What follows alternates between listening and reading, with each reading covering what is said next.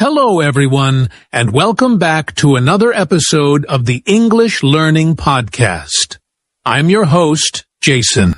And I'm Julia, your co-host. We're so happy you're here with us today. Yes, whether you're walking, studying, relaxing at home, or commuting to work, we're glad you chose to spend time with us.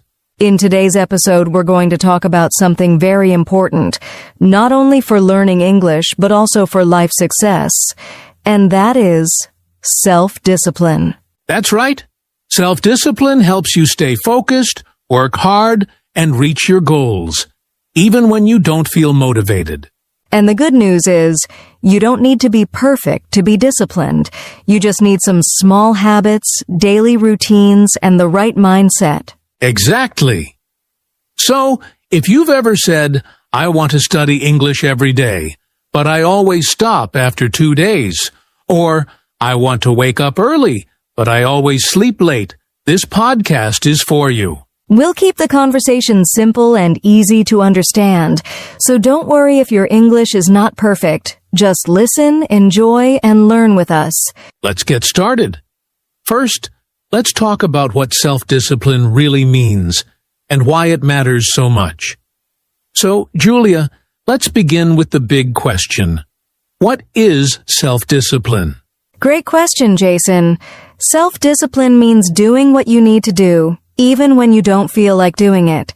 It's like telling yourself, I will do this because it's important, not just because you want to. Exactly. For example, let's say you want to improve your English. Self-discipline is when you study for 30 minutes every day, even when you're tired, busy, or not in the mood. Yes, it's the ability to control your actions, your thoughts, and your emotions. It's like having a strong inner voice that says, keep going. Right. Some people think you need to be very motivated all the time. But the truth is, motivation comes and goes.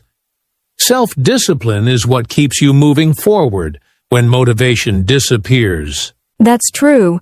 Motivation is like a spark. It feels good, but it doesn't last. Discipline is like a fire that burns slowly every day. I love that. A good example is waking up early. Most people don't feel excited to get out of bed, especially on cold mornings. But with self-discipline, you get up anyway, because you have goals to reach. Or maybe you're trying to eat healthy. It's easy to eat chips and sweets, but self-discipline helps you say no and choose what's better for your body. So in short, self-discipline is about making the right choice, even when the easy choice feels more fun. That's right. And it's not something you're born with. You can build self-discipline, just like a muscle. Yes, you don't need to be perfect.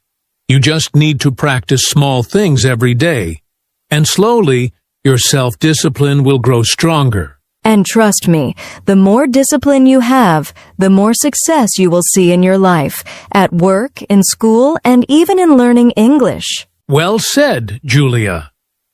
Now that we understand what self-discipline is, let's talk about something interesting, why discipline is actually more important than motivation. All right, Julia. Now, let's talk about something many people don't understand. Why is self-discipline more important than motivation? That's a great question, Jason. You know, motivation is like a feeling. Sometimes you feel motivated and sometimes you don't. It comes and goes. Exactly.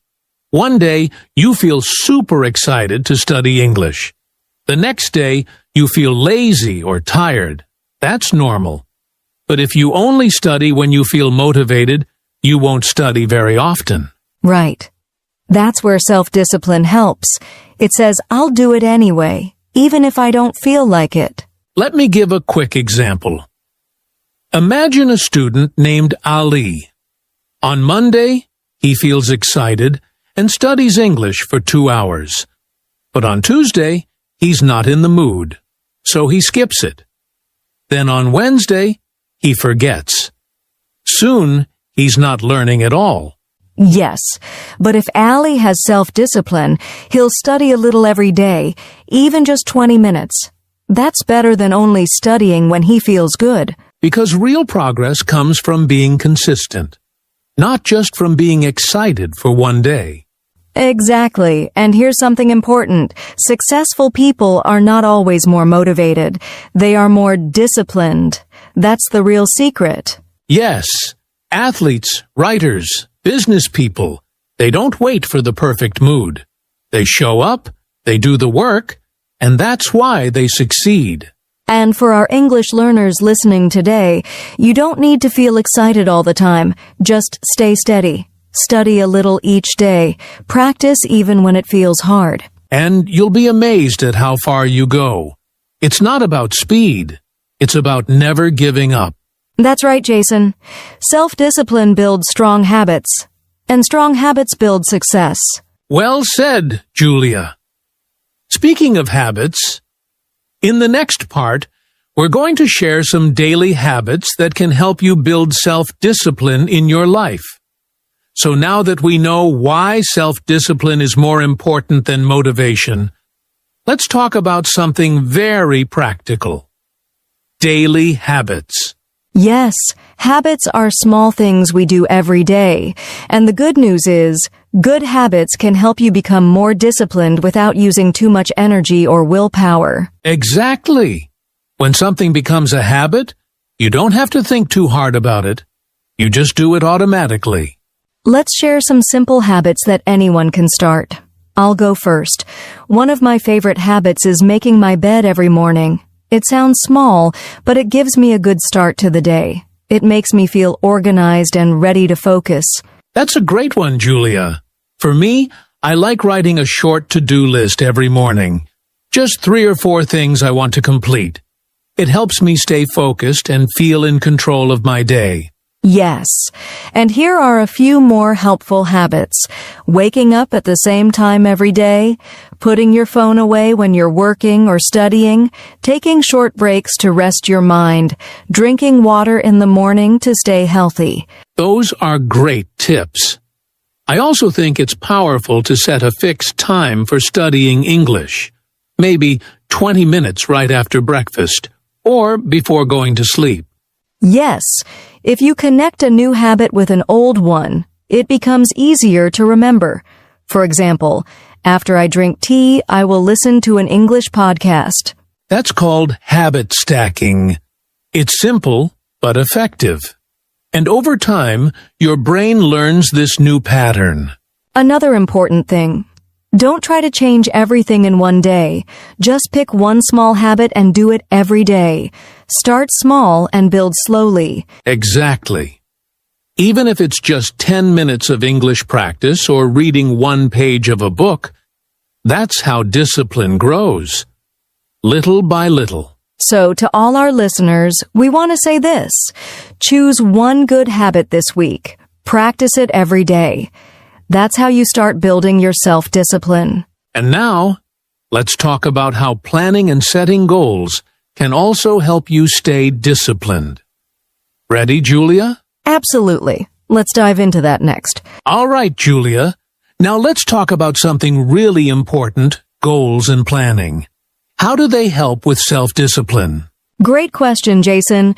Goals give us direction.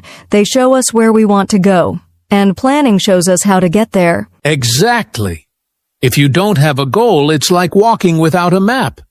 You don't know where you're going, so it's easy to give up. Yes, but when you have a clear goal, like, I want to speak English fluently, or I want to read 1 English book in 30 days, it gives you something to work toward. And when you plan your steps, you make the journey easier. For example, if your goal is to speak English better, your plan could be practice speaking 15 minutes a day. Watch 1 English video every night. Learn 5 new words each morning. That's a great plan. And planning helps you stay focused. It keeps you from getting lost or distracted. Also, when you write your goals down, you're more likely to take action. It makes your dream feel real. I agree. I always tell people, don't just say your goal, write it, break it into small steps, and track your progress. Yes, tracking progress is powerful. It feels good to check off a task and say, I did it today. And that small success gives you motivation to do it again tomorrow. Day by day, it becomes a habit. One more thing, Julia. Some people think their goals must be big, but small goals are just as important. Absolutely. Start with small, simple goals. For example, I will learn 10 English words this week. I will speak English for 5 minutes today. These small wins build your confidence and discipline. Exactly. So remember, listeners, set clear goals. Make a simple plan. Take small steps every day. And over time, your discipline gets stronger and your success gets closer. Well said, Julia. Now, let's move to the next part. Some real-life examples of self-discipline and success stories. Welcome back, everyone. In this part of our podcast, we want to talk about something very real challenges. Julia, we all face problems when we try to be more disciplined, right? Oh yes, Jason. Many people want to build self-discipline, but it's not always easy. There are some common problems that stop them. Let's talk about the first challenge. Laziness. Sometimes people just don't feel like doing anything. Yes, that's very common. But here's a tip. When you feel lazy, just tell yourself, I will do it for only 5 minutes. Just start. Many times, after 5 minutes, you want to keep going. That's a smart trick. The second challenge is distractions like your phone, social media, or noise. Right. One way to fix this is to create a quiet space for study or work. Turn off notifications. Put your phone far away, even in another room if you can. The third challenge is lack of time. Many people say, I'm too busy. I have no time. Yes, but we all have 24 hours. The key is to manage your time better.